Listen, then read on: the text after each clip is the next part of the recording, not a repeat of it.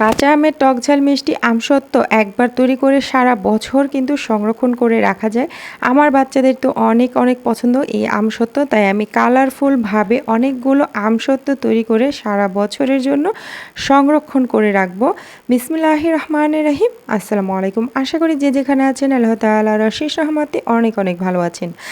আজকে আপনাদের সাথে শেয়ার করব টক ঝাল মিষ্টি কাঁচা আমের আমসত্ত্ব। এই রেসিপিটা তৈরি করা খুবই সহজ, আশা করি ভালো লাগবে। প্রথমে কিছু কাঁচা আম খুব ভালো করে খোসা ছাড়িয়ে নিয়েছি, এরপর পানি দিয়ে ধুয়ে একটা হাঁড়ির মধ্যে নিয়ে নিয়েছি। এখন এর মধ্যে পানি দিয়ে দিব। এখানে খুব বেশি পানির কিন্তু দরকার নেই। তো এই পর্যায়ে অল্প পরিমাণে পানি দিয়ে এই আমগুলোকে খুব ভালো করে সেদ্ধ করে নিতে হবে। তো এই যে দেখতে পাচ্ছেন, এগুলো আমি সেদ্ধ করে নিয়েছি, একদম নরম হয়ে যায় সেই পর্যন্তই কিন্তু এটাকে সেদ্ধ করতে হবে, যাতে করে হাত দিয়ে একটু কচলে নিলে আটিটা আলাদা হয়ে যায়। তো এখন আমি এই আমগুলোকে ঠান্ডা করে নেব। তো ঠান্ডা করার পর এই আমগুলো দেখতে পাচ্ছেন এরকম আছে। তো হাত দিয়ে এই আম থেকে আটিটাকে ছাড়িয়ে নিতে হবে। তো হাত দিয়ে একটু কচলে আমি আটিটাকে আলাদা করে নিচ্ছি। আমের আটিটা আলাদা করার পর আমের কাঠগুলোকে একটা ব্লেন্ডার জাগের মধ্যে নিয়ে নিয়েছি। এখন এটাকে কয়েক সেকেন্ডের জন্য ব্লেন্ড করতে হবে।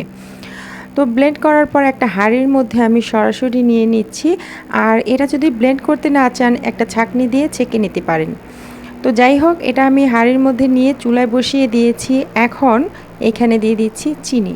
চিনিটা পরিমাণ মতো দিতে হবে। অনেকেই আমসত্ত্ব মিষ্টি খেতে পছন্দ করেন, অনেকেই টক খেতে পছন্দ করেন। তো নিজেদের স্বাদ অনুযায়ী এখানে চিনি দিতে হবে, অথবা আমের মিষ্টিটা কেমন সেটা বুঝে দিতে হবে। তারপর আমি দিয়ে দিয়েছি স্বাদ অনুযায়ী লবণ, এরপর দিয়ে দিচ্ছি ভাজা শুকনো মরিচের গুঁড়া, ঝালটাও পছন্দ মতো দিতে হবে। এরপরে দিয়ে দিচ্ছি 5 ফোড়নের গুঁড়া। 5 ফোড়ন শুকনো খোলায় টেলে গুঁড়া করে নিয়েছিলাম, সেটা দিয়ে দিলাম। তো এরপর দিয়ে দিয়েছি বিট লবণ। টক ঝাল মিষ্টি আমসত্ত্বটা এইভাবে যদি তৈরি করেন, এটা এতটাই মজার হয় খেতে। মানে এটা আমসত্ত্বটা খাওয়ার সময় কিন্তু কোনো কিছুরই দরকার পড়ে না, টক ঝাল মিষ্টি সব কিছুই কিন্তু টেস্ট পাওয়া যায়।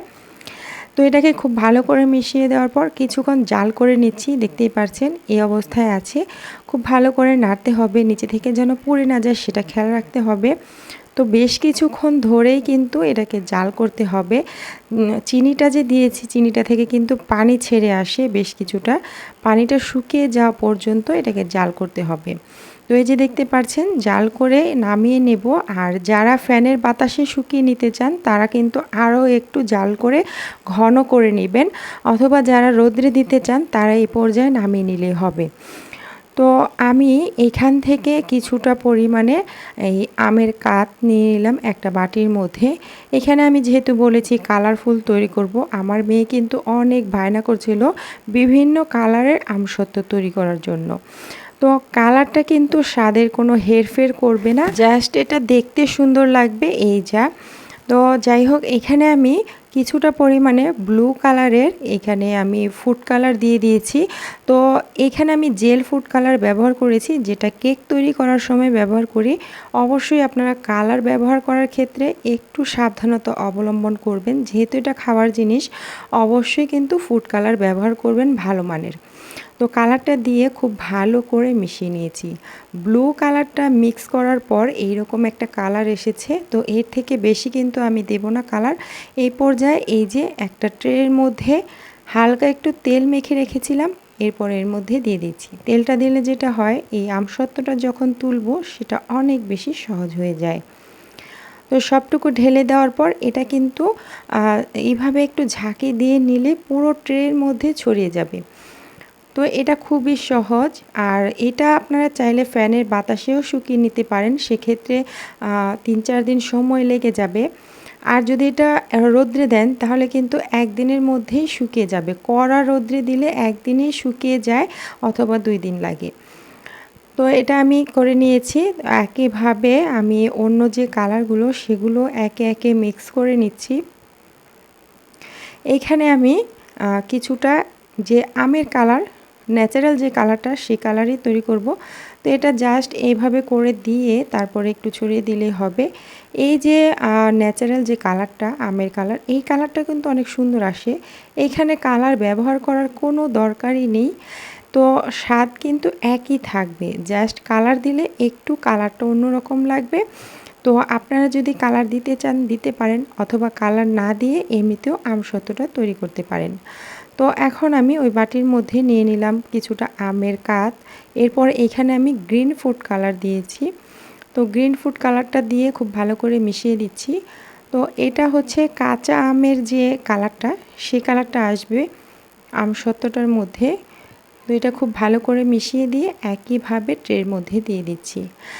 তো আজকের এই রেসিপিটা যদি একটু হলেও ভালো লেগে থাকে তাহলে লাইক, কমেন্ট, শেয়ার করতে ভুলে যাবেন না।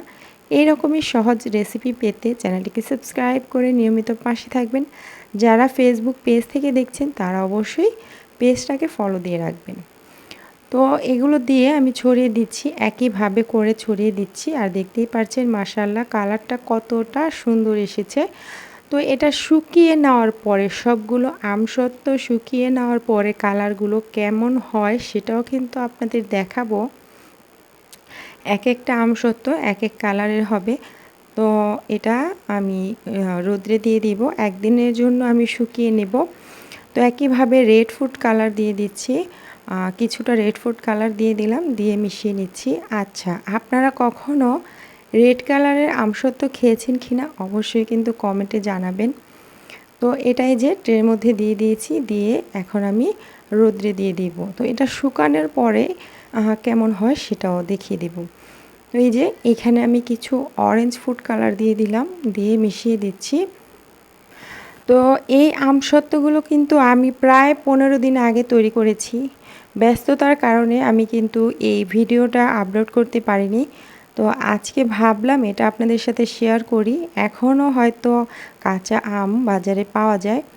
কাঁচা আম ফুরিয়ে যাওয়ার আগেই কিন্তু এই আমসত্ত্ব তৈরি করে সারা বছরের জন্য সংরক্ষণ করে খেতে পারেন। তো বাচ্চারা আমসত্ত্ব পছন্দ করে, বাইরে থেকে অস্বাস্থ্যকর খাবারগুলো না খেয়ে নিজের হাতেই কিন্তু বাচ্চাদের জন্য এই খাবারগুলো তৈরি করা যায়। তো আমি সবসময় তৈরি করে রাখি, আমার বাচ্চারা সারা বছর কিন্তু খেতে পারে এই আমসত্ত্বগুলো।